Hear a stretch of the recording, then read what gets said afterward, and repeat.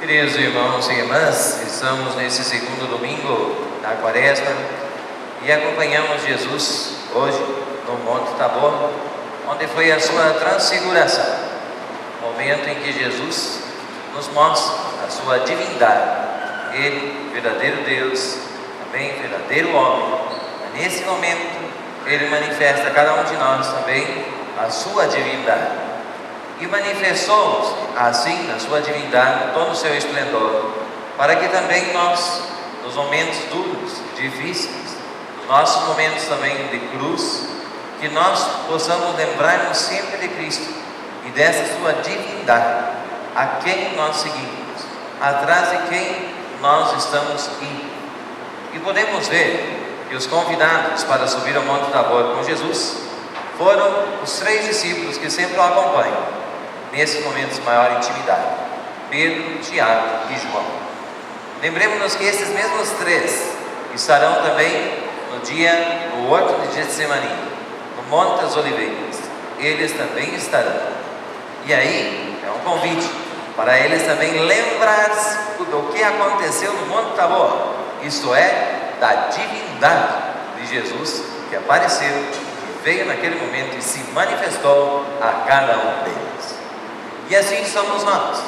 Também nós temos esse caminho junto com Jesus. O que acontece nos dias prévios, antes desse momento?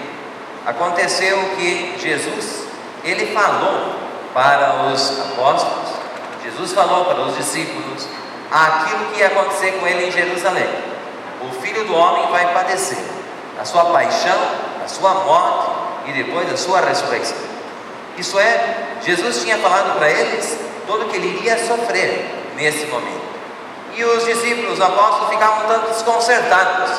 Eles que esperavam um mestre e sobretudo um Messias, que seria triunfalista, que seria libertador do povo, sobretudo dos romanos, libertar de tudo aquilo e seria um novo reino. Ele vem e diz que Ele vai padecer, que Ele vai morrer e que Ele vai ressuscitar. Como seria para eles então essa notícia? Ficaram desconcertados.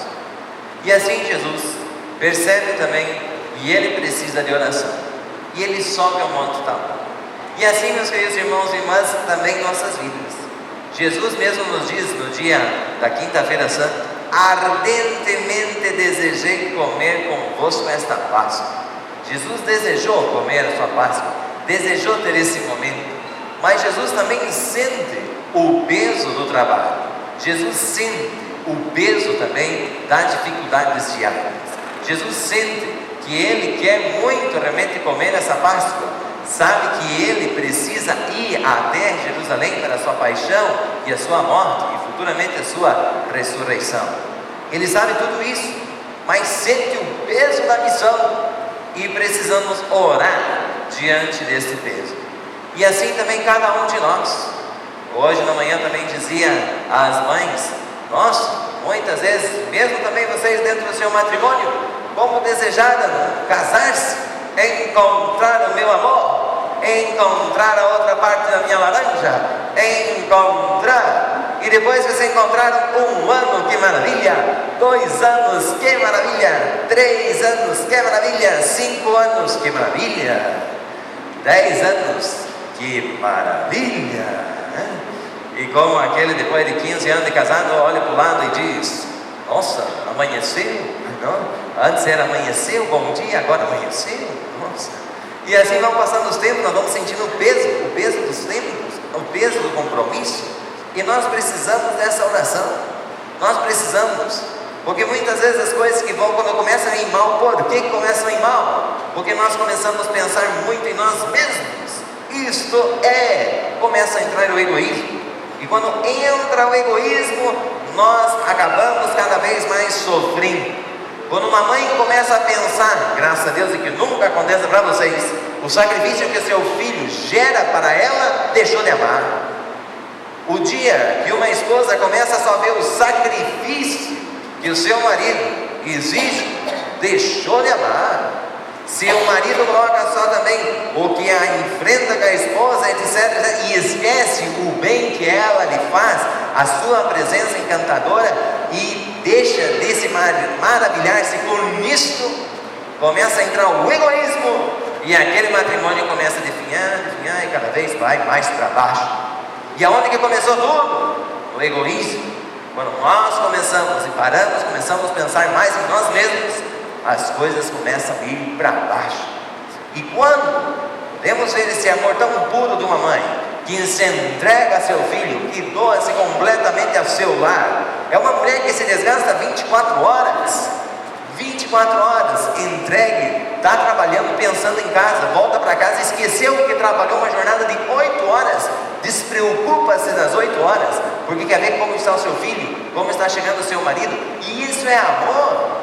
E o amor sempre é uma projeção para o outro, é uma alteridade, é entregar-se para, e por isso nós somos felizes. Enquanto nós amamos, nós esquecemos de nós mesmos e nos realizamos. E o que aconteceu e que nexo tem tudo isso, Padre, com o que você está dizendo, com a transfiguração do Senhor?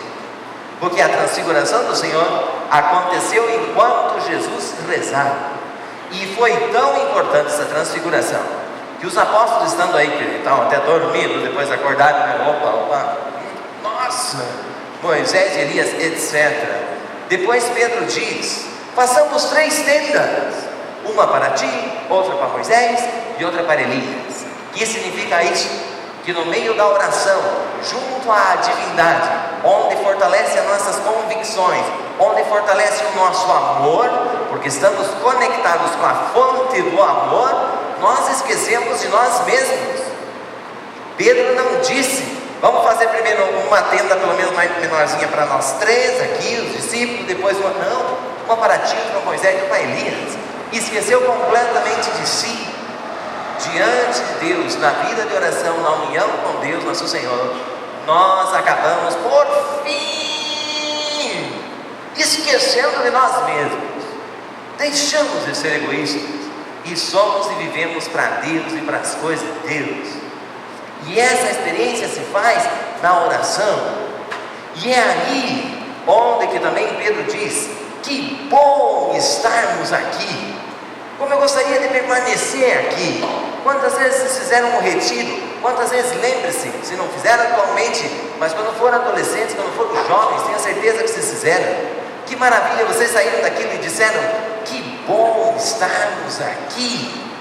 E tiveram a tentação de não voltar mais para a sua vida ordinária, dizer: quero ficar aqui. Mas Jesus disse: nada disso. Vamos voltar sim, mas não sozinho, vão voltar comigo. Para a sua vida ordinária, para as coisas ordinárias, para o dia a dia. E aí, finalizando, o que nos diz Deus nosso Senhor? Eis o meu filho escolhido, escutai. O que Deus Pai nos quer dizer? Escutem. Se vocês querem ter vida, se vocês querem ser realmente felizes, no meio do combate ordinário do dia a dia, escutem ao meu filho.